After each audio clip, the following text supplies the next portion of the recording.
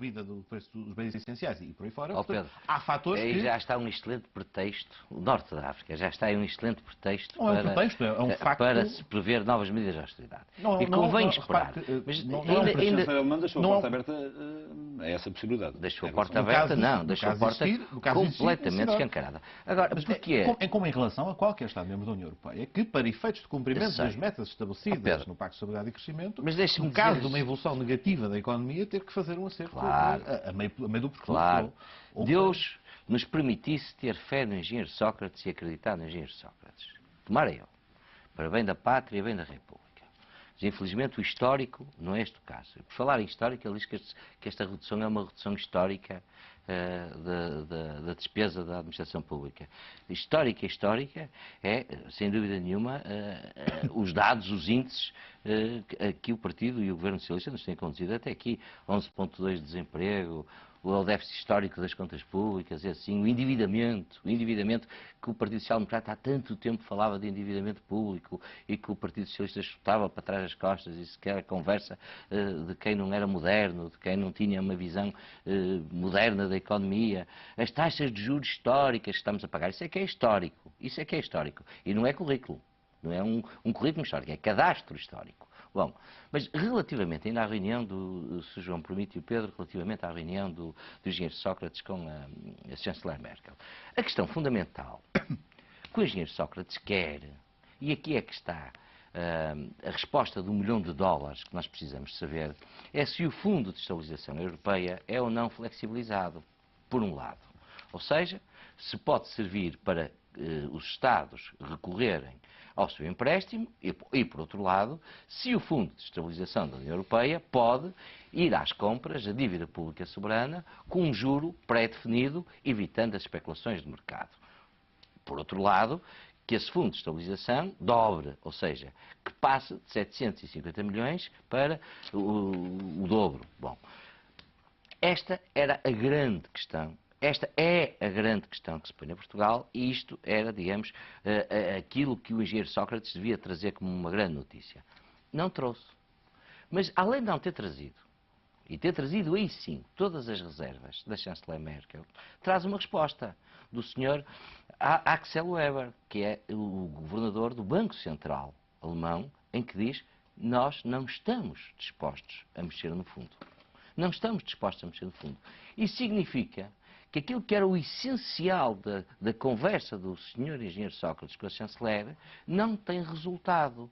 Tudo o resto são questões marginais, algumas positivas, outras ainda enovoadas, que é preciso esperar pelos 2 Conselhos Europeus que aí venham. Mas esta era a questão de fundo e do fundo. Ou seja, se nós vamos conseguir estancar aquilo que é o nosso juro de dívida soberana através de uma maior flexibilização do Fundo Europeu de Estabilidade Financeira, e se ele vai aumentar, e se os países, os contribuintes líquidos, digamos assim, da União Europeia, a França e da Alemanha, vão permitir que o fundo compre dívida ou que o fundo, digamos, empreste diretamente dinheiro aos Estados portugueses, essa questão, além de não ter ficado resolvida, a resposta é praticamente não dada pelo Sr. Axel Weber. E esta questão é que me deixa assustado. Eu devo dizer que essa questão é efetivamente vital, mas é uma questão que também não deve ser desligada, ou seja, a ausência de informação concreta no quadro desta reunião não pode ser desligada de 2 coisas. Obviamente que não é o Primeiro-Ministro de Portugal e a Chanceler da República Federal Alemã que vão decidir Por isso na é que sua eu digo. reunião e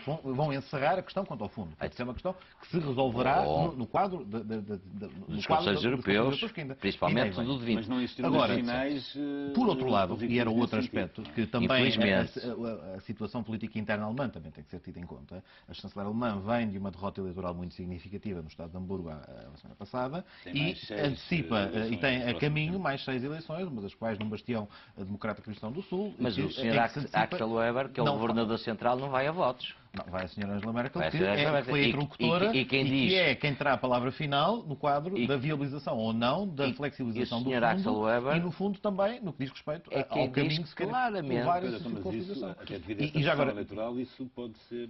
Pelo menos em termos de comunicação... Pode ser mau para Portugal. Pode ser mau se, de facto, prevalecerem os interesses eleitorais predominantes que, neste momento, podem condicionar a estratégia de comunicação da chanceler. Mas, de qualquer forma, já temos visto que há, efetivamente, em relação a esta questão que é fundamental, fundamental no quadro da União Europeia, alguma falta de visão. E efetivamente, já estamos a assistir a várias situações em que temos o Banco Central Europeu a intervir, que acaba por intervir diretamente mesmo. E tem ajudado muito Portugal. Que tem uma intervenção. Tem sido muito não ajudado. há aqui uma vaca sagrada a dizer que não pode haver já. intervenção alguma de instituições europeias quando necessário para estabilizar a situação económica de um dos países, para estabilizar a dívida soberana e, consequentemente, também para estabilizar a zona euro. E, portanto, o que acabamos por estar aqui é a evitar a todo o custo assumir que uma estratégia de um determinado tipo de política orçamental e de um determinado tipo de construção e de visão da zona euro, que é aquela que predomina e aquela que é predominante entre os conselheiros económicos da chanceler, que está a falhar, que é aquela que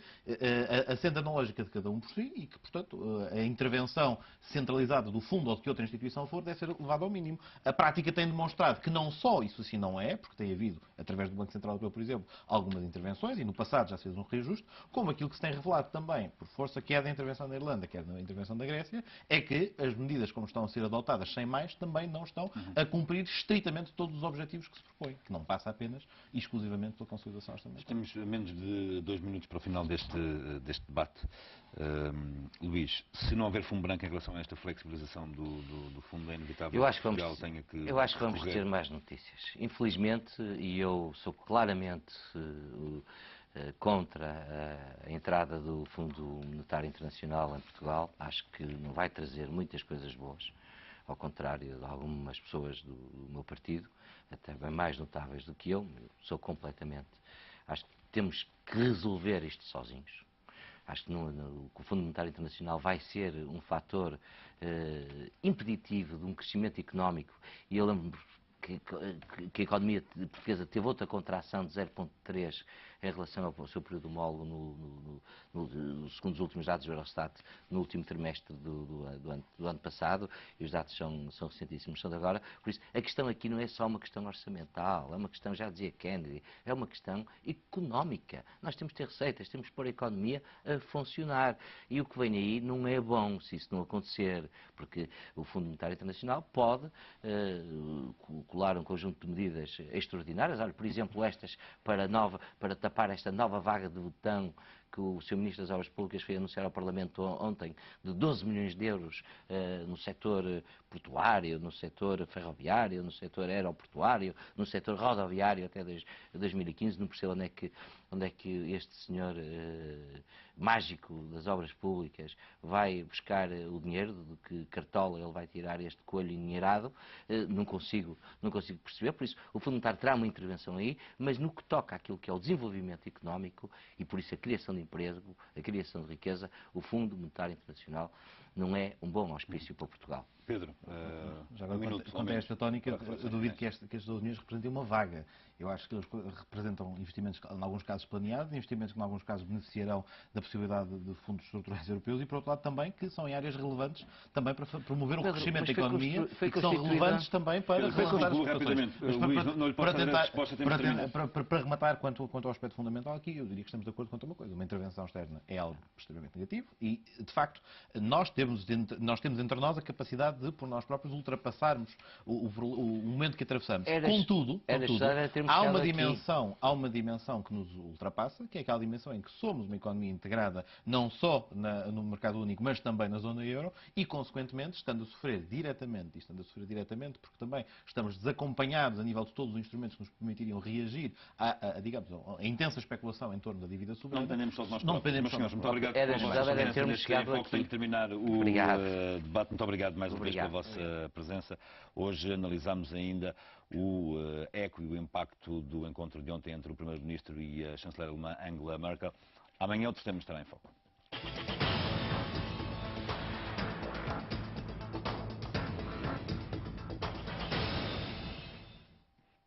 Agora preciso daqui a sensivelmente 2 minutos à hora certa com toda a informação essencial em matéria de economia e política para o país. Até já.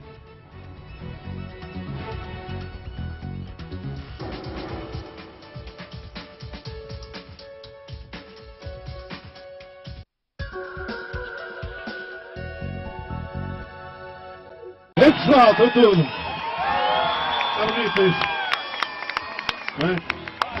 Malta quer o nosso país de volta. E o camarada Neto, o camarada Palanço, homens da luta.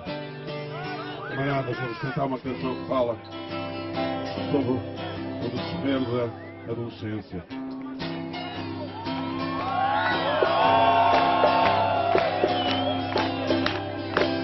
Não há esperança no céu para adorar o meu caminho, mas amigos que tenho sido sempre sozinhos, o que vale ter a chave de espanca para entrar, ter uma nada no mundo de ensinar.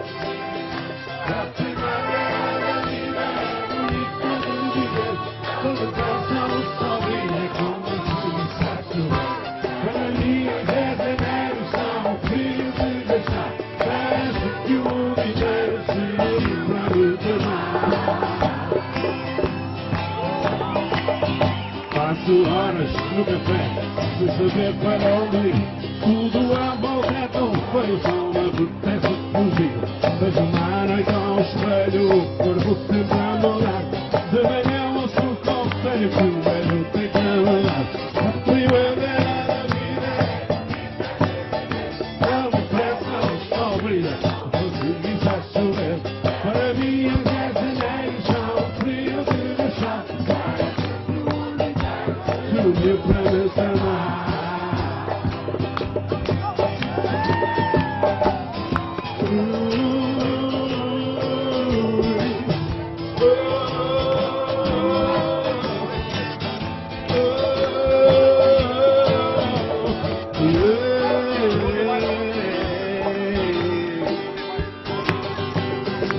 Vou por aí às escondidas, espreitar as janelas, perdido nas avenidas, assado nas vielas.